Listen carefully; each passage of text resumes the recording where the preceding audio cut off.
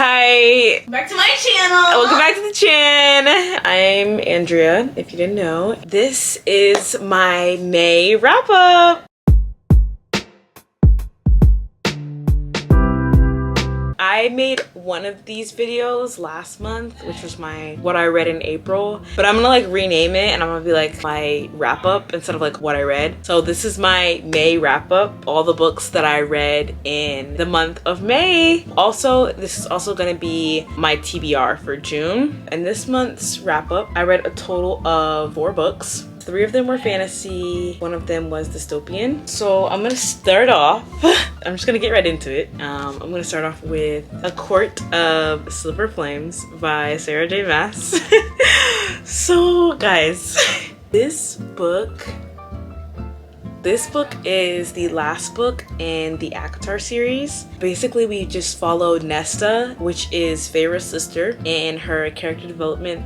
This book is literally so amazing. It literally made me cry. Like, I think I was just crying because it was just like the end of an era. Like, it was the end. This is the last book in the ACOTAR series, so ACOTAR is like really special to me, and I was just like really sad that it was over. And this book was also just really good too, so I was just like, there was just so many emotions. Nesta, she was just such like a beautifully written character, and everything that she was saying and like going through, I felt like I could relate to it kind of, because she's like an older sister and she had 2 younger sisters, and that's literally the same with me. I'm the oldest sister and I have 2 younger sisters. I know a lot of people talk trash about Nesta, but I feel like they just don't understand.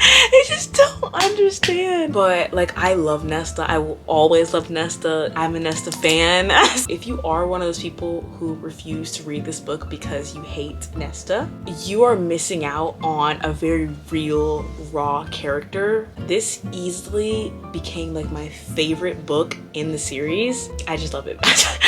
I just love it. Like 5 stars for me. I didn't even tell you what I rated this book. Oh my gosh, yeah. Obviously 5 stars. Like, the enemies to lovers, the friendships, the love, the healing, the sacrifice, the self-growth, the forgiveness, the vulnerability, and even the spice, y'all. It was just, everything was on 3,000. Like, everything was giving in this. If you love Nesta and you haven't read this book, you're going to love her even more. Like, you're going to probably cry. This book is my Roman Empire, and I think about rereading it every single day, I promise you. I finished this book in the beginning of May, I think like May 6th, and every single day of May, I was just thinking, I was just like, I really like want to reread this book, like so bad. But I'm not really like that rereading book type kind of person, but I might reread it for real because I want to tab it, so I actually might do that. So yeah, that's it for A Court of Silver Flames. But I love this book so much, and I really recommend, if you haven't read the ACOTAR series, you should, because it's really amazing. So my next book that I read in May was Powerless,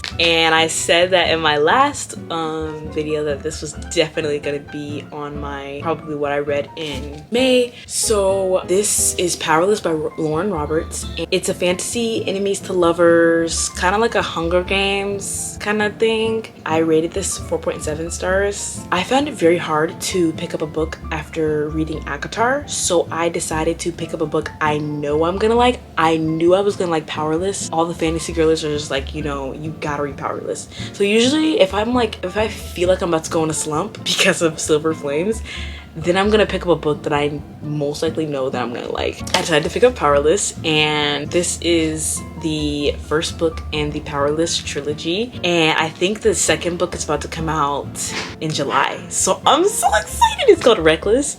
If you're on Book Talk, you've definitely heard of this book, like for sure heard of this book. It's all over Book Talk and Bookstagram. I know you're probably tired of hearing about this book. This book is a dual POV. It's enemies to lovers. Well, kinda enemies to lovers. Like, I wouldn't really put this in the enemies to lovers category. Like, if you compare this to like Cruel Prince, it's like, this is not enemies to lovers. We kind of follow Kai and Peyton in the world where there's elites, so people who have powers, they're called elites, and then there are ordinaries, which people who don't have powers, and basically the ordinaries were banished because they were making the elites like sick not really.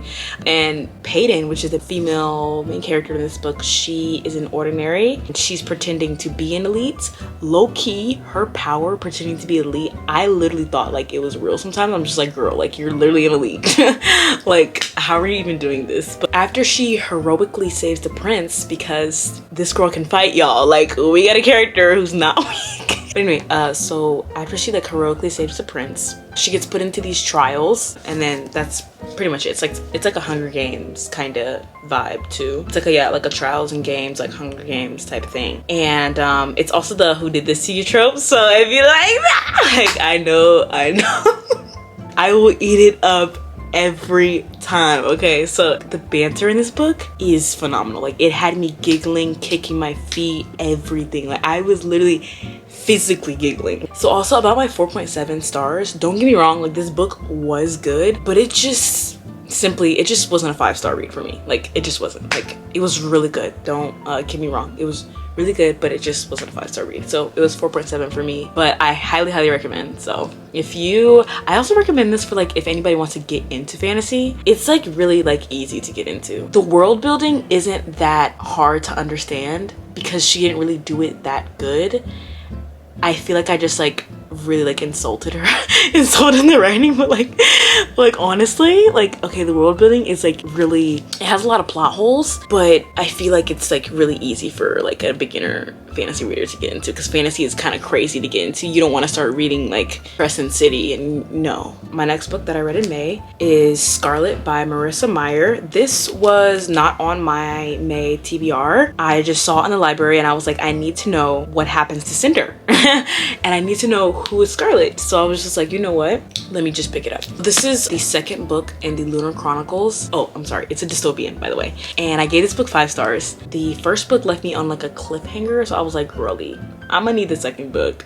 But this came out like a while ago. The first book in the series like got me out of a slump in February. It's the book that like got me back into reading after I like was in a slump for like 5 months. Crazy, I know.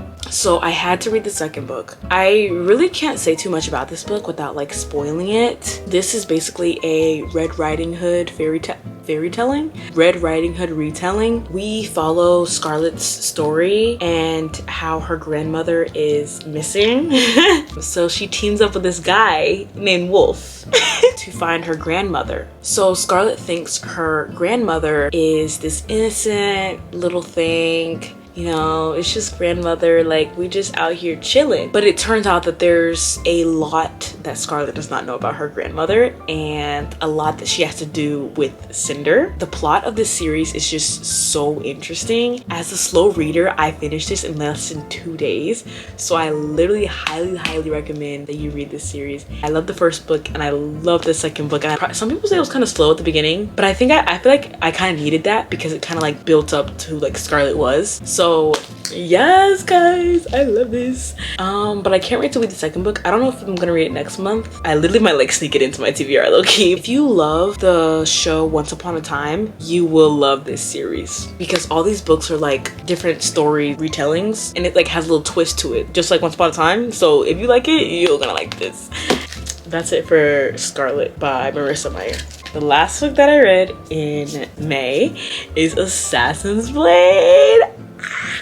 Assassin's Blade by Sarah J. Maas. This is the prequel to the Throne of Glass series.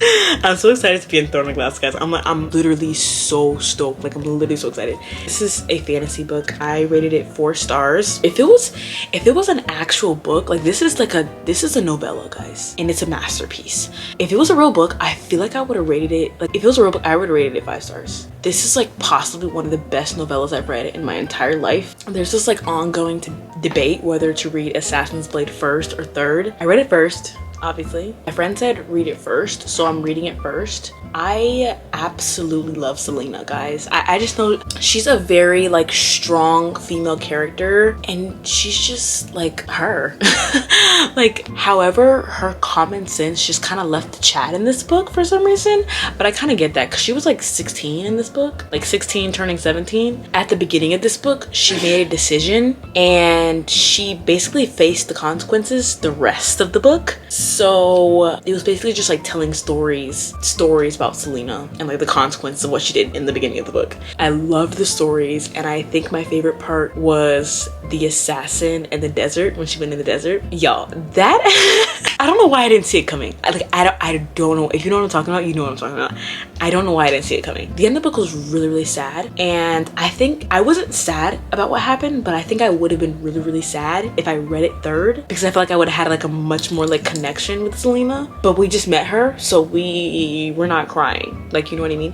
But I don't have that like connection to any of the characters yet, so I didn't cry, and it wasn't like that sad to me. But I was like, dang, like, you know, that sucks. But you know, it was just like, okay, like next book. Like, that's it for Assassin's Blade. But I love this book, and I'm so excited to start my Throne of Glass era after I just got in my ACOTAR era, because, you know, and then I'm gonna be in my Crescent City era. That was it for all the books that I read in May. Now I'm gonna talk to you guys about my TBR for June and my anticipated reads. I literally love making these videos, y'all. It's literally so fun. So these are my June TBR. So my current read right now is Iron Flame. Guys, I'm scared. I'm like about 50 pages into this book, and some people said that this book has a lot of miscommunication. I'm not prepared for that. Like, I'm literally not. But I think, to me, it's way more entertaining by the fact that they're like arguing than them being in love. Like, that makes it sound so toxic, but like, it's so much more entertaining that they're arguing than if they were like getting along. Like, I have something to like look forward to. Like, I'm looking forward to their arguments. Like, it sounds so bad, but like, it's funny. They're funny. And the last book, y'all, Fourth Wing, if you know, that's my favorite fantasy book. That's my favorite. I could talk about that book for actual hours, which was the first book to this. I'm sorry, the author is Rebecca Yarros. Iron Flame, this is the second book, and first book was Fourth Wing. That's my favorite fantasy book ever in life. So I was about to say something, but I forgot. Yeah, the first book left me on a cliffhanger bad. So I was like, you know what, we gotta get this one. Like, but I've been in a slump, so I haven't read this in like a week and some change. I started reading Where the Crawdads Sing, and that put me in a slump. So, you know, we're just gonna stop reading Where the Crawdads Sing, and we're just gonna like start reading this so I can get back into reading. Where the Crawdads Sing put me in a slump real bad, and I still didn't finish it. And then we have, of course, y'all, Throne of Glass. If I don't get to this in June, it's a problem. I might only get to Iron Flame and Throne of Glass this month, if I'm being honest. I heard this has like trials and games, so I'm gonna eat it up. I just simply am. Selena, I'm ready for Selena, and I'm ready for all the other characters that I got spoiled. I got spoiled by Throne of Glass. Like, I actually know like half of what's gonna happen. Also Crown of Midnight, I want to get to this one, which I actually might not, but it's okay, we're gonna put it on here anyway. But Crown of Midnight, which is the second book, yes, I already got it because I know I'm gonna like Throne of Glass. Like, I just know. I know Sarah J Maas, and I know I'm gonna like her, period. And then we have Carve Out. I'm definitely not gonna get to this, but listen, Carve Out by Stephanie Garber. So many people in the fantasy like community talk about this book. I have no idea what this book is about. Like, no clue in the world. I'm just gonna go into it blind. So like, obviously I think it's about like carnival, like in games and stuff. Like, I didn't even read the synopsis, like nothing. But that's pretty much it, guys, for my June TBR and my what I read in May. So yeah, oh my gosh, look at these beauties. I really hope that you guys enjoyed this video. I know most of my subscribers aren't for when I talk about books, but I'm gonna post it anyway because I like talking about it anyway. The next time you'll see Reading Andrea is in June for my what I read in June, which will probably be like 2 books low-key. Don't put it on me. It low-key might just be Iron Flame. Thank you guys for watching, and thank you guys for staying tuned. And if you got this far, you're amazing. And if I could give you a hug, I would. I hope you guys enjoy the rest of your day or the rest of your night. Bye, guys.